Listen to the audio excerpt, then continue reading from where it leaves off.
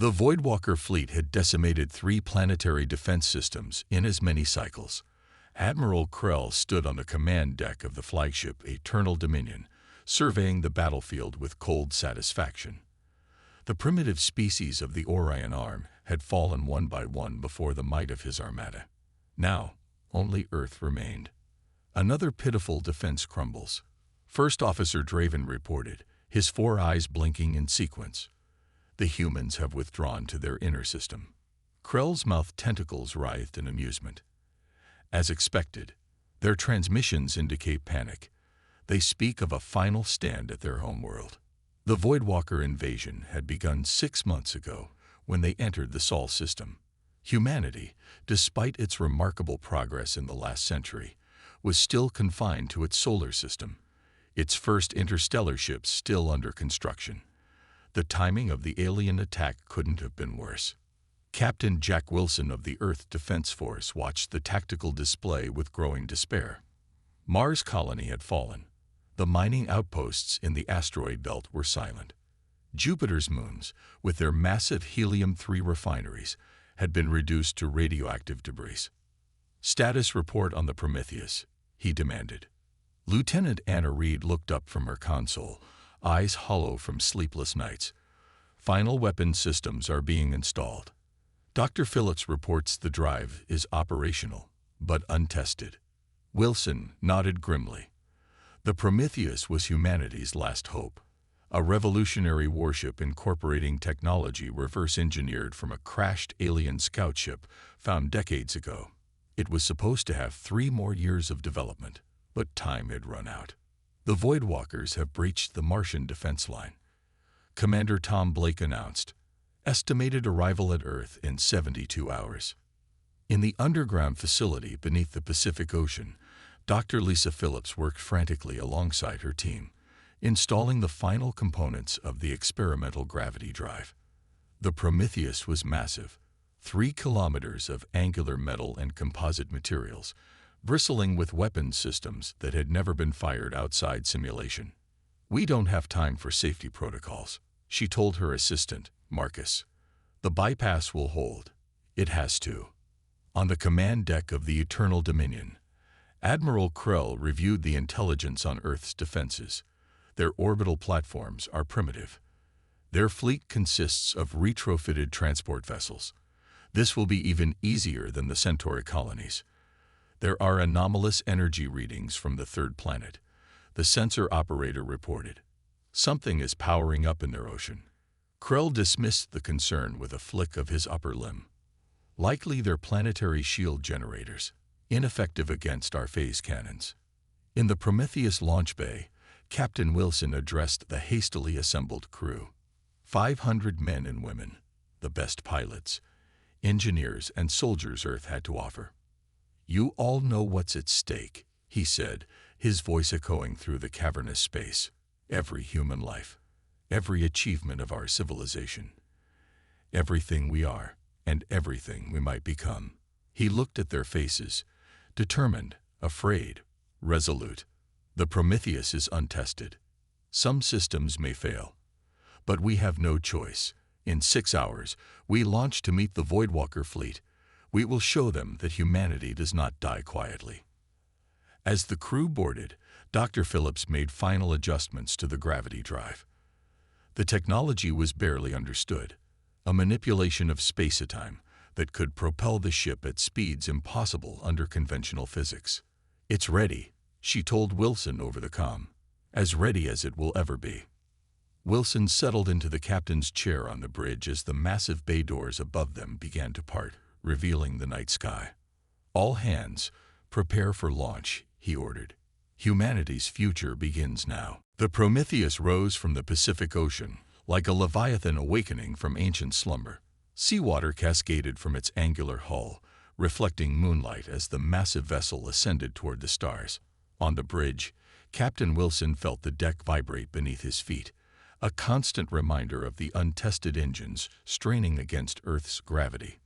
"Drive functioning at 83% capacity," Dr. Phillips reported from engineering. "Structural integrity holding." "Weapons systems online," announced Lieutenant Reed. All cannons charged and ready. Wilson studied the tactical display. The Voidwalker fleet had accelerated, perhaps detecting the Prometheus's launch. They would reach lunar orbit within hours. "Take us to the dark side of the moon," Wilson ordered. "We'll use its mass to mask our approach." As the Prometheus climbed beyond the atmosphere, its true scale became apparent. The ship was a fortress, a cathedral of human ingenuity and desperation. Its central mass was flanked by massive weapon arrays that resembled outstretched wings, giving it the silhouette of a predatory bird. Admiral Krell watched the sensor readings with growing concern. "What is this vessel?" "Its mass exceeds anything in their known fleet registry." "Unknown configuration," Drevin replied. "Energy readings suggest advanced propulsion and weapons systems beyond their demonstrated technology." Krell's tentacles twitched nervously. "A secret weapon, perhaps." "No matter. Our fleet will overwhelm it. Adjust course to intercept." The Prometheus settled into position behind Luna, its systems humming with power. In the ship's vast engineering section, Dr. Phillips monitored the experimental gravity drive. "The field is stable," she reported, "but I wouldn't recommend sustained operation above 90%. On the bridge, Commander Blake pointed to a blinking indicator on his screen. "Captain, the Voidwalker fleet has changed course. They're coming straight for us." Wilson nodded. "They've detected us." "Good. Prepare jump coordinates to these positions." He transmitted a series of points that would place the Prometheus directly in the path of the alien armada. "Sir, with respect," objected Lieutenant Reed, "we haven't tested the gravity drive in combat conditions. We don't know if we can make precision jumps." "We're about to find out," Wilson replied. "Dr. Phillips, prepare for jump on my mark." In the void between Earth and lunar orbit, the Voidwalker fleet adjusted formation. 50 warships, arranged in a spearhead configuration, accelerated toward the moon. "The human vessel remains stationary," reported a Voidwalker sensor operator. "It appears to be waiting." Admiral Krell stared at the display, a sense of unease growing within him. Something is wrong. No species awaits death so calmly. On the Prometheus, Wilson gave the order. "Execute jump." The gravity drive engaged, bending space-time around the massive vessel. Stars blurred as the ship slipped through a fold in reality, reappearing instantly before the Voidwalker fleet. The sudden appearance of the human warship. 3 kilometers of bristling weapons mere kilometers from the alien formation, caused momentary chaos in the Voidwalker ranks. "Fire all forward batteries," Wilson commanded. The Prometheus erupted with energy as dozens of cannons fired simultaneously. Beams of concentrated plasma tore through the vacuum, striking the unprepared vanguard of the alien fleet. 3 Voidwalker destroyers exploded instantly, their hulls shattered by weapons using their own technology against them. "Impossible," Krell shouted as his flagship rocked from a near miss. "How did they develop such weapons?" The Prometheus executed another jump, reappearing at the flank of the alien formation. More cannons fired, more Voidwalker ships disintegrated. "Gravity drive at critical levels," Dr. Phillips warned. "We can't maintain this pace of jumps." Wilson acknowledged the warning. "One more jump, then we fight conventionally." The human warship vanished again, reappearing at the heart of the alien formation. Point defense systems engage, shredding smaller Voidwalker vessels with pinpoint accuracy. For the first time in the campaign, Admiral Krell felt fear. Evasive maneuvers. All ships concentrate fire on the human vessel. But the Prometheus had drawn first blood, and the battle for Earth had truly begun. Silence swept the war zone as the Voidwalker fleet beheld the human vessel that had materialized in their midst. The Prometheus hung in space like a monolith of human defiance, its hull absorbing the pale light of distant Sol. For 3 heartbeats, nothing moved. Then chaos erupted. "Multiple enemy vessels targeting us," Lieutenant Reed reported, her fingers dancing across her console. "Incoming fire from all directions." The Prometheus shuddered as energy beams struck its armored hull. Protective fields flared blue-white against the vacuum, dispersing much of the assault. But the barrage was relentless. Shields at 60%, Commander Blake announced. Hull breaches on decks 20 through 25. Automated systems sealing affected sections. Wilson gripped the arms of his command chair. Return fire. All operational batteries. Target their command vessels. The human warship's response was devastating. Weapon systems inspired by the Voidwalker's own technology, but refined through human ingenuity, unleashed hell upon the alien fleet. Coherent energy beams sliced through shields designed to withstand conventional attacks.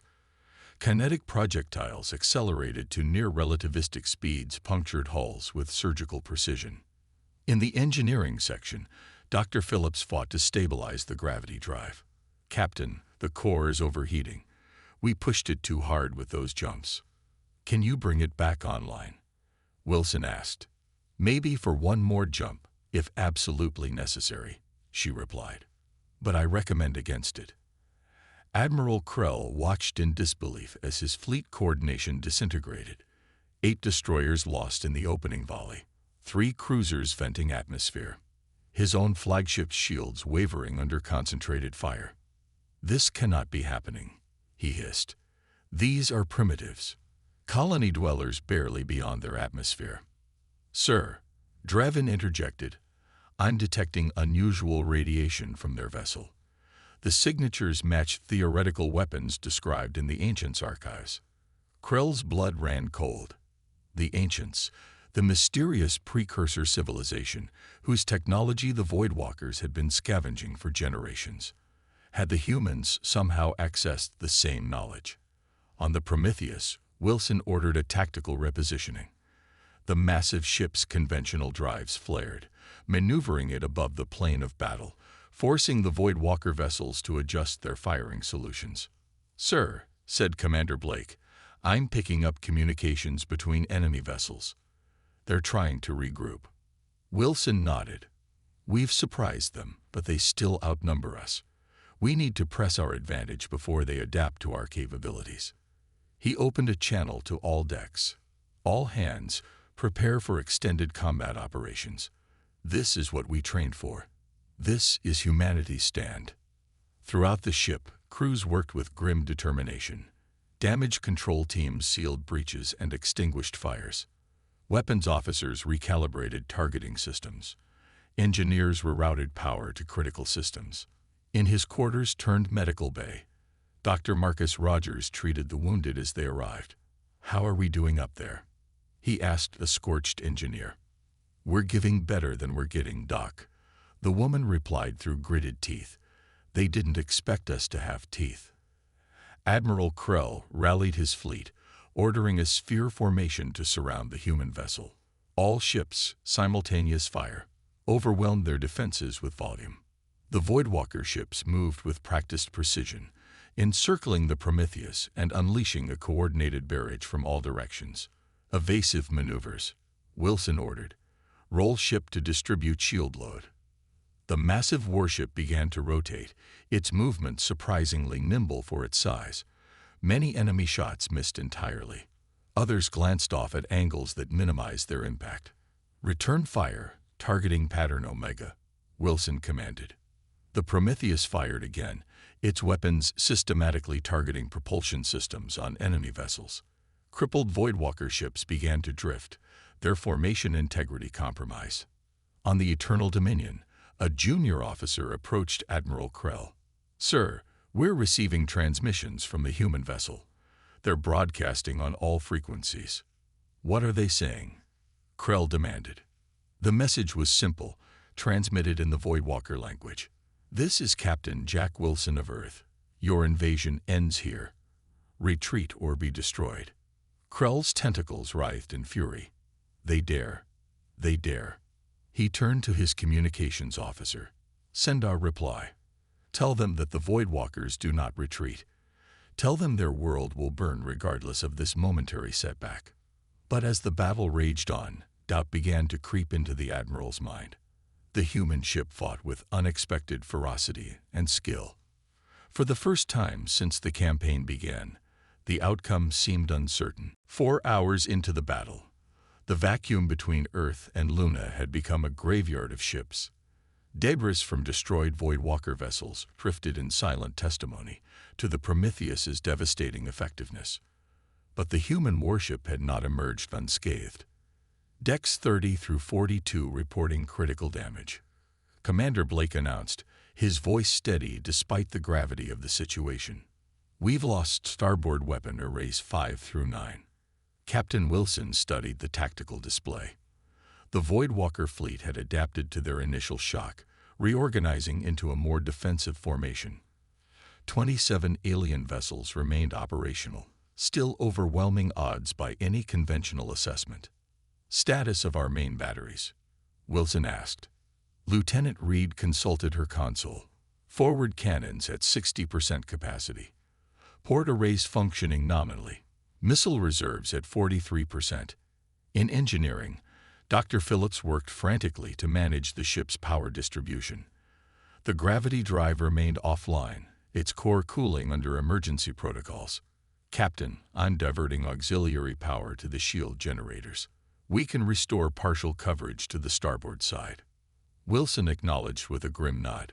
Do it. How long until the gravity drive is operational? 2 hours minimum, Phillips replied. And even then, I can't guarantee stability for combat maneuvers. The bridge fell silent as the implications settled over the crew.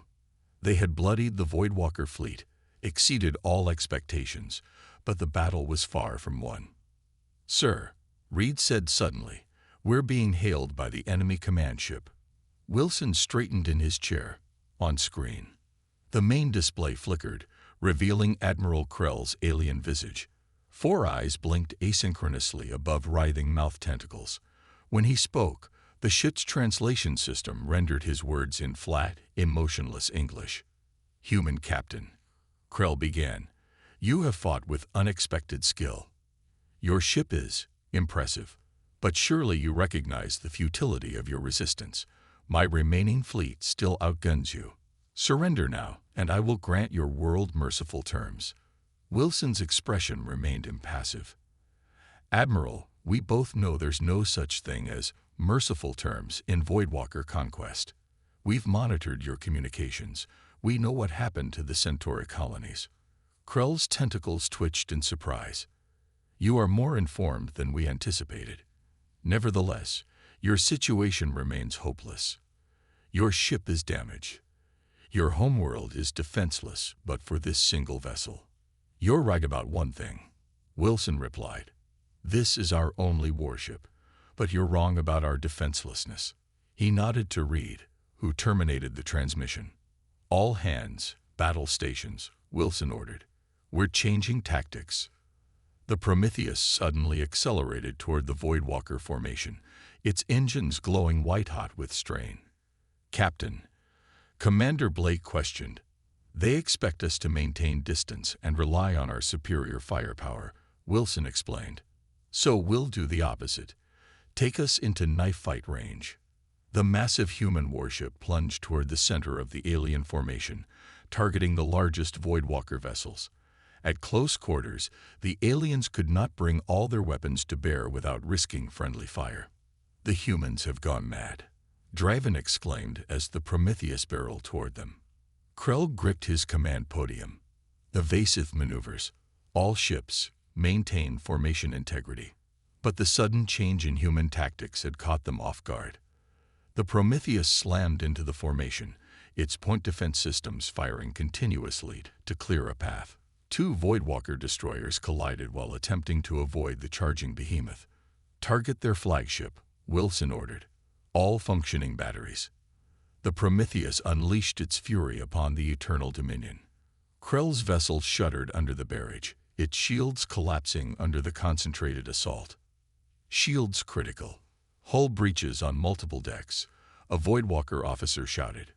Krell felt fear grip his hearts. Emergency jump. Get us out of range. The Eternal Dominion vanished in a flash of displaced energy, reappearing at the periphery of the battle.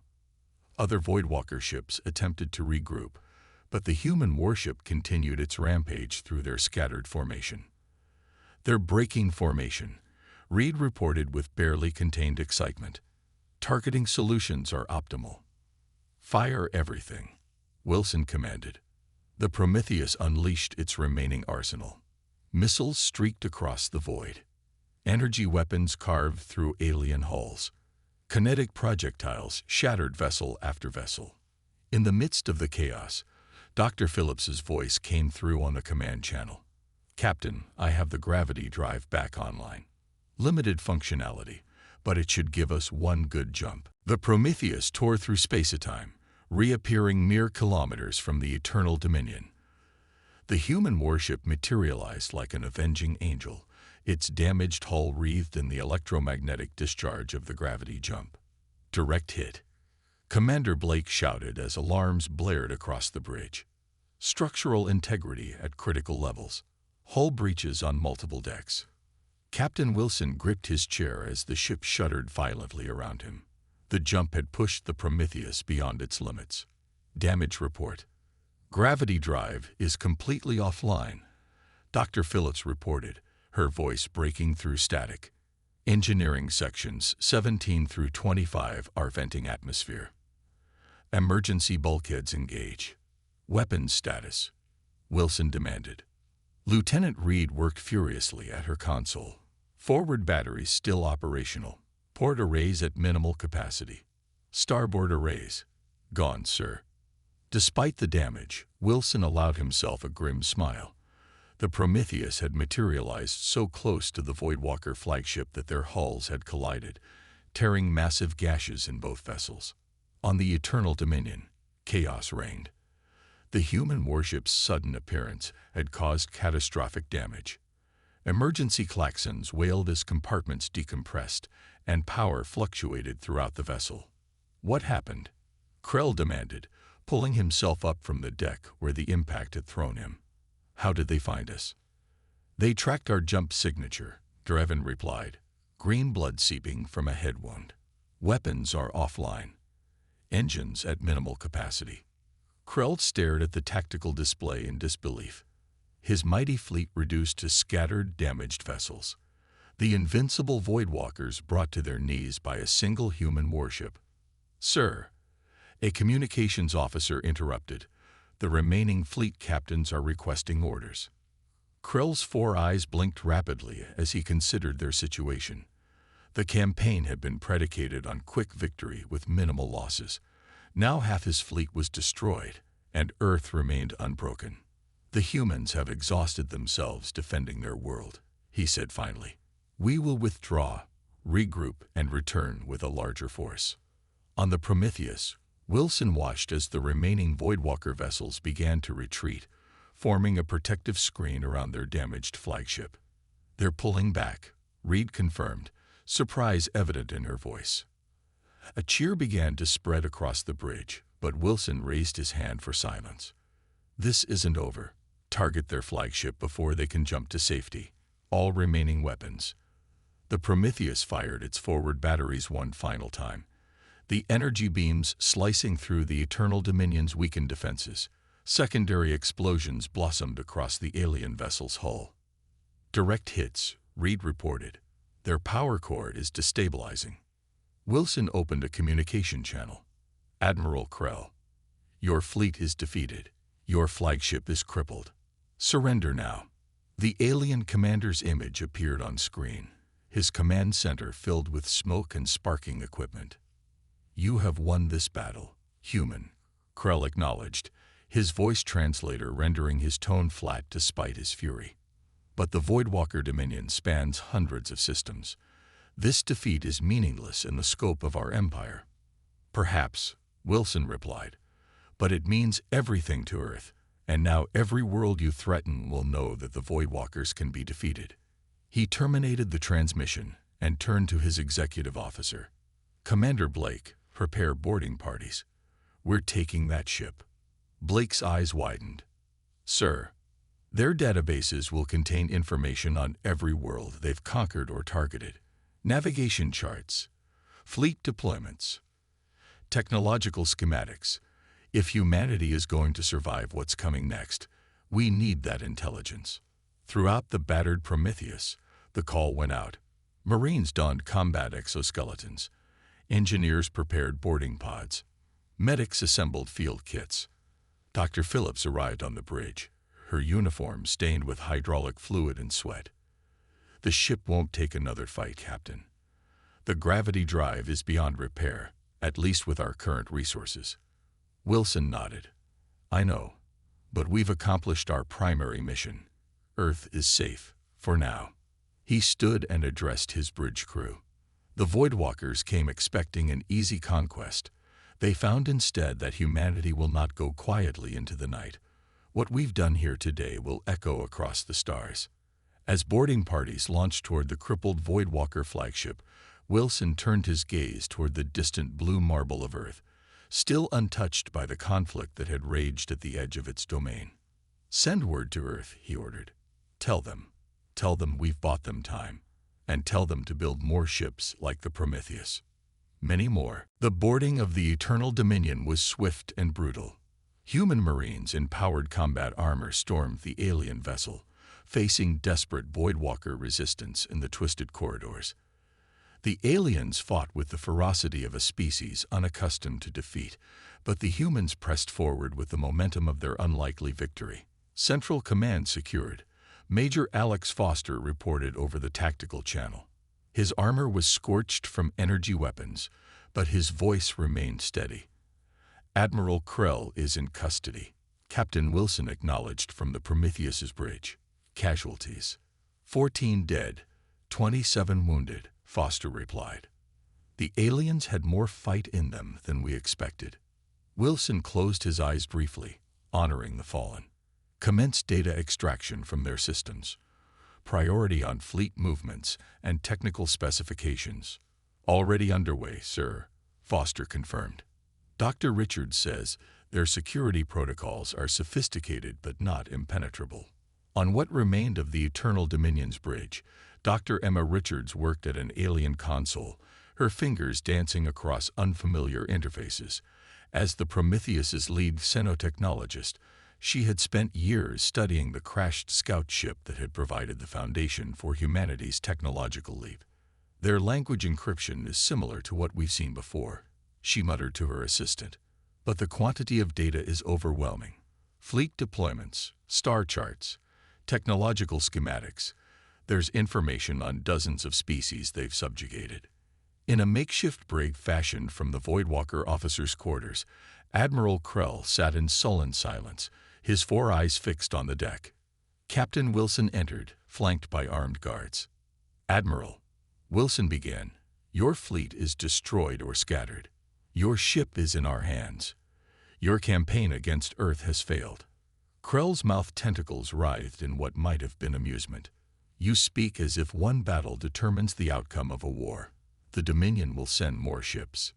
Many more." "Perhaps," Wilson conceded, "but they'll find a prepared enemy. The element of surprise is gone." "You are more formidable than we anticipated," Krell admitted. "Your ship, the Prometheus. Its technology is beyond what our intelligence suggested your species possessed." Wilson smiled thinly. "We're quick learners." The alien's eyes narrowed. "The propulsion system, the weapons, they bear similarities to technology we discovered in ancient ruins. Technology we have spent generations adapting for our use." "The ancients," Wilson said, watching Krell's reaction carefully. "Yes, we know of them." The Admiral's surprise was evident even through his alien features. "Impossible. Their civilization collapsed millennia before your species left its homeworld." "And yet here we are," Wilson replied. "Your invasion forced us to accelerate our development programs, to take risks we might otherwise have avoided." As they spoke, the Prometheus and its prize slowly maneuvered toward Earth. The human homeworld had launched its remaining ships to assist. Civilian vessels hastily retrofitted with weapons, science ships repurposed for rescue operations. In the Prometheus's medical bay, doctors worked tirelessly to save the wounded from both ships. Dr. Marcus Rogers moved between beds, directing his team with calm efficiency. "The alien physiology is responding to our synthetic plasma," he reported to Wilson over the comm. We should be able to keep most of the prisoners alive for transfer to Earth. Wilson acknowledged, then returned his attention to Krell. Your empire has never faced defeat before, has it? Minor setbacks, Krell dismissed. Nothing like this. Then consider this. What you experienced today was humanity with a single warship, built in haste with partially understood technology. Imagine what we'll accomplish now that you've given us time to properly prepare. Fear flickered across the Admiral's alien features. You would be wise to sue for peace while you can. The Dominion can be merciful to races that accept their proper place. Wilson leaned closer. And you would be wise to understand something fundamental about humans. Admiral, we don't accept proper places assigned by others. Back on the bridge, Lieutenant Reed called for the captain's attention. Sir, we're receiving transmissions from Earth. They've been monitoring the battle. News of our victory is spreading globally. Wilson returned to find his bridge crew watching the main screen, where footage from Earth showed celebrations erupting in cities across the planet. People poured into streets, embracing strangers, looking up at the sky with new hope. They're calling you a hero, sir, Commander Blake said quietly. 1 month after the Battle of Luna, the Prometheus floated in Earth's largest orbital shipyard, its massive hull surrounded by construction drones and repair crews. Captain Wilson stood at a viewport in the station's observation deck, watching the activity with mixed emotions. The damage was even worse than we initially assessed, Dr. Phillips said, joining him at the window. We're essentially rebuilding her from the inside out. Wilson nodded. How long? 6 months minimum. We're incorporating what we've learned from the Voidwalker databases. The next iteration of the gravity drive should be more stable. The victory had transformed Earth. The existential threat posed by the Voidwalkers had united humanity in purpose. Nations that had squabbled over resources now pooled them for the common defense. The shipyards that had once built exploration vessels now constructed warships. The Security Council is meeting in an hour, Commander Blake said, approaching with a data tablet. They'll want your assessment of the intelligence we've gathered. Wilson took the tablet, scanning the latest analysis. The Voidwalkers have already dispatched a messenger to their central worlds. Conservative estimates give us 8 months before a larger fleet arrives. Will we be ready? Phillips asked. Wilson turned from the viewport to face them. We have to be. In a secure facility beneath Geneva, Admiral Krell sat across from a panel of human negotiators. His posture remained proud despite his captivity. Your species continues to surprise me, he told the assembled humans. Most races would be celebrating their victory, not working with such urgency. General Laura Hansen, Earth's newly appointed defense coordinator, leaned forward. We understand what's coming, Admiral. The question is whether you do. Meaning? Krell's tentacles twitched with interest. The Dominion has conquered many worlds, but always following the same pattern. Overwhelming force against isolated, unprepared species. You've never faced an adversary that could punch back effectively. Krell's 4 eyes blinked in sequence. And you believe this makes a difference. The Dominion will simply send more ships. Many more. Hansen smiled thinly. We've decoded enough of your databases to understand the Dominion structure. Your empire is vast but spread thin.